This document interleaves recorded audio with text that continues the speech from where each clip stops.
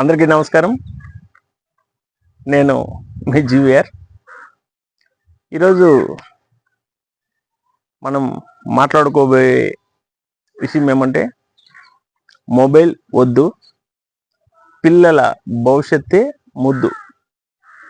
ఇది ఈరోజు మనం మాట్లాడుకోబోయే టాపిక్.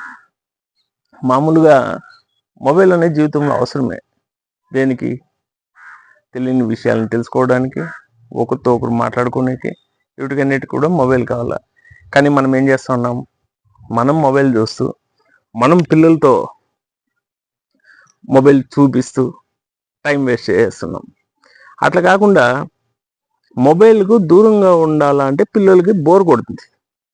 ఎందుకంటే మనమే కొన్ని సందర్భాల్లో మొబైల్ని మనకు తెలియకుండానే టచ్ చేస్తుంటాం. అలాంటిది పిల్లలు మొబైల్ చూసి అలవాటు అయినప్పుడు దాన్ని వద్దురా అంటే వాళ్ళు బోర్ ఫీల్ అవుతారు.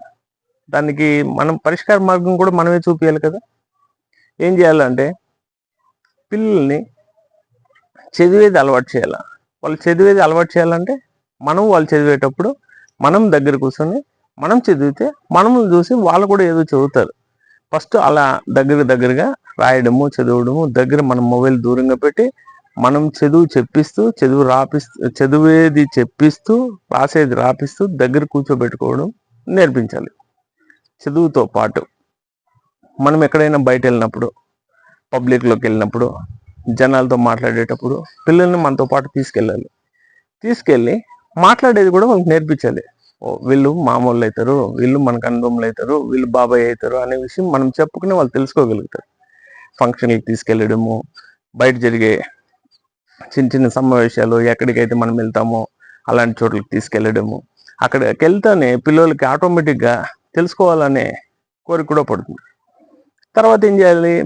ఏదైనా ఒక సమస్య వస్తే దాన్ని పరిష్కారం చేసేది చూపించాలి. ఏదైనా ఒక ప్రాబ్లం వచ్చినప్పుడు మనం ఎట్లా ఫేస్ చేస్తామో మనం కూడా దీన్ని అట్లా ఫేస్ చేస్తే సరిపోతుందని చిన్న ప్రాబ్లమ్స్ వాళ్ళు సాల్వ్ చేయకముందే పెద్దవాళ్ళు ఏం చేస్తారంటే నీకు తెలీదు, నువ్వు చేయొద్దు అనకుండా వాడు ఎట్లా చేస్తాడా, దాన్ని ఎట్లా చేస్తే వాడు పరిష్కారం చేస్తాడా అనేదాన్ని మనము వానికి అర్థమయ్యేటట్టు చెప్పాలి.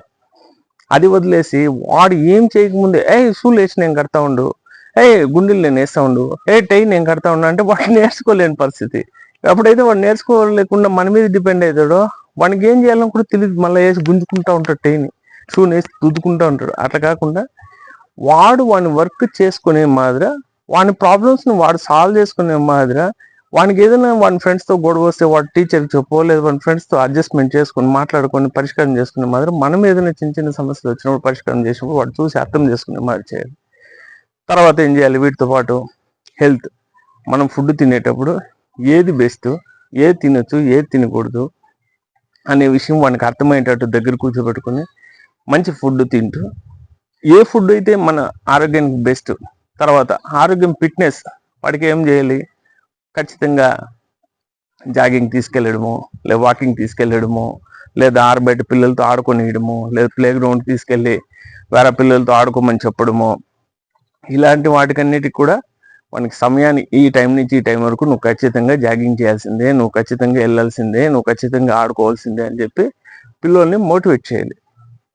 ఇవన్నీ చేస్తే ఆటోమేటిక్గా వాడికి కొత్తగా ఒక ఆలోచన కూడా స్టార్ట్ అవుతుంది, మనం ఎట్లా చదవాలి.